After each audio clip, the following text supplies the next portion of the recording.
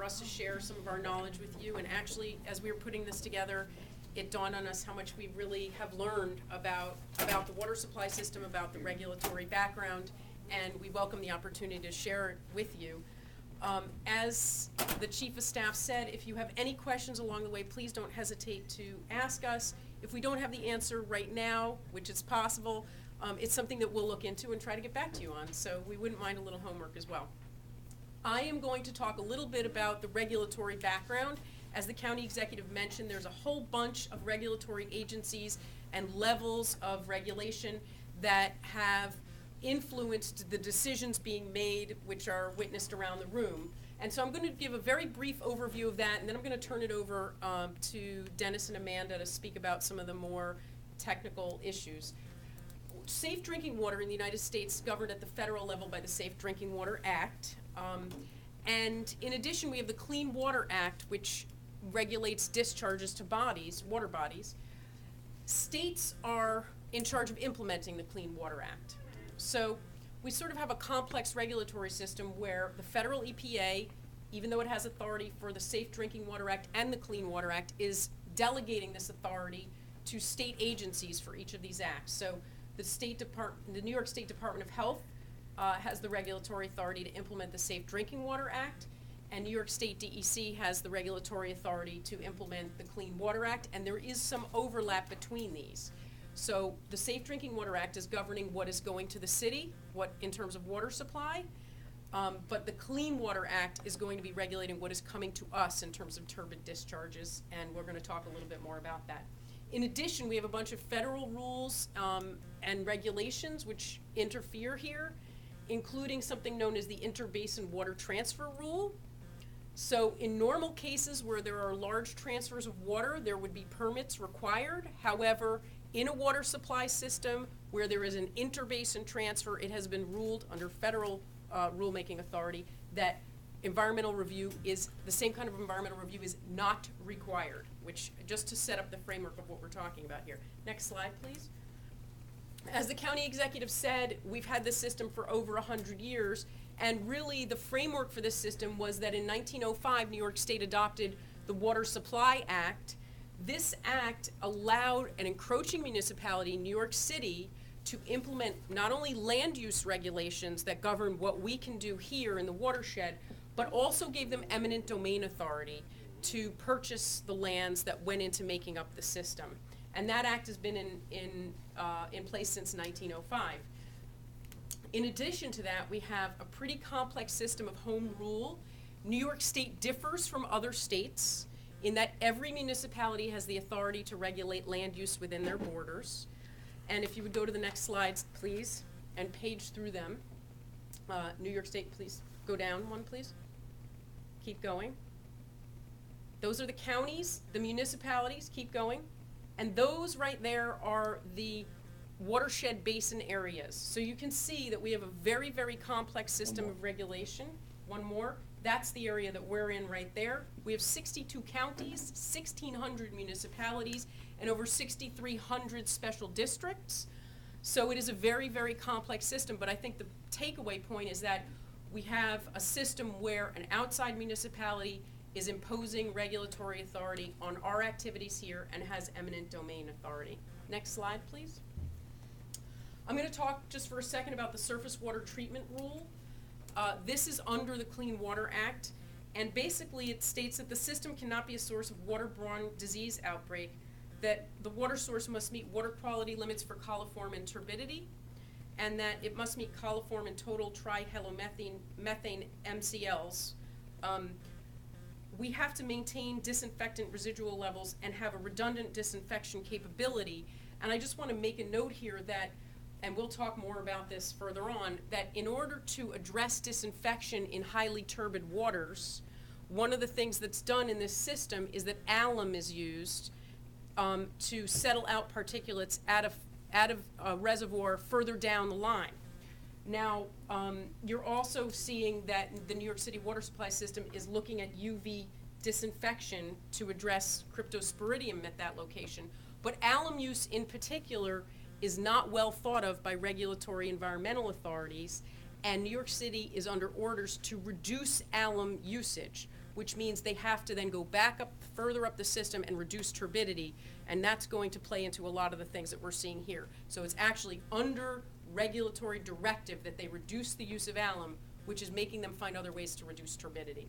I'm gonna turn it over to Dennis to talk about filtration avoidance and the regulatory environment there. And Dennis, you're gonna do it from where you're sitting, or you I will? hope, yeah, I Yeah, that's think fine. Okay, so Can next slide, everybody see me please. and hear me?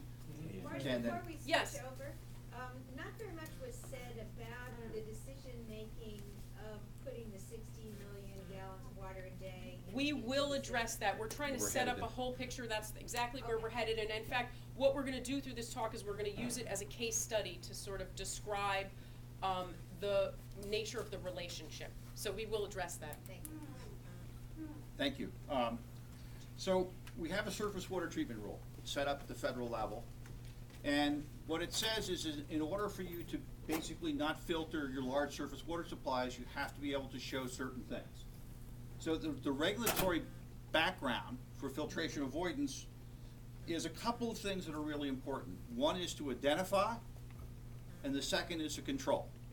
And I want you to think about the fact that one of the things that the county executive said and March reiterated is that municipalities in New York State have home rule authority. So the city of New York effectively lacked, in many instances, the ability to control land use and the ability to control some of the other things that it needed to do with respect to being able to avoid filtration.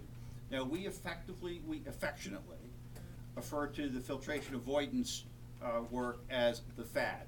It's a filtration avoidance determination. So if we go to the next slide, and what ended up happening is we're currently in a filtration avoidance determination that was made by the Environmental Protection Agency under the Surface Water Treatment Rule in 2007, and it extends for 10 years. The important thing to remember is it began in 1993. So in 1993, we were looking at issues associated with filtration avoidance that the city had to make. And the city went through a very rigorous and somewhat contentious process in order to be able to avoid filtration. And one of the things that they couldn't do, they couldn't control land use, and they didn't have the regulatory environment in order for them to meet the federal requirement. So in 1996, they finally got together with the state and local governments and produced a memorandum of agreement that allowed them to essentially make the changes necessary. And in that, what ended up happening was there was changes to state law and state regulations under the New York State Department of Health in order for them to make the necessary regulatory changes. And those regulatory changes were sweeping. What they ended up doing is they had a source control program that effectively what they had to do is acquire land use, land acquisition programs in the watershed. They had to make offers on available land under the FAD for 1 out of every 3 acres. That's a significant look at what's going to happen as it relates to lost opportunities. They also had to do land use regulations related to impervious surfaces, distances from streams, etc. And they finally began to look at source control programs to try to deal with some of the major concerns that were out there. And in the Catskill system, where we're talking about, one of the major concerns was turbidity. So let's take a look at an oversupply of the New York City system. If you haven't seen this, just a brief rundown, all right? The surface water supply area is about 2,000 square miles in the watershed. We have it in our program. Okay, fine. The main thing to take away from this, if you look at it, is that the system delivers about 1.2 million gallons a day, billion gallons a day, and 90% of that comes through Ulster County. Ulster County is essentially the terminal reservoirs and the initiation reservoirs for 90% of the city's water supply, beginning in 1905 with the Catskill system, and then in the 1940s with the Delaware system. All of those aqueducts and delivery systems run through Ulster County. Next slide. Thank you. The turbidity problem extends is extant because of the geology of the Catskills. Catskills are an uplifted, dissected plateau that are effectively heavily glaciated. Looking at that heavily glaciation, what you find is we have glacial lake bed clays, colloidal clays, that are heterogeneous throughout the system itself.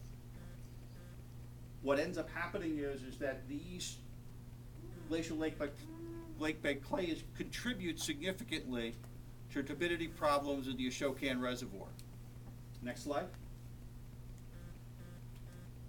This gives you an example in terms of, this is one of the streams up in the Catskills, how easy it is to dislodge those glacial lake bed clays. This is an example of an individual in the stream. You can see it's clear around him.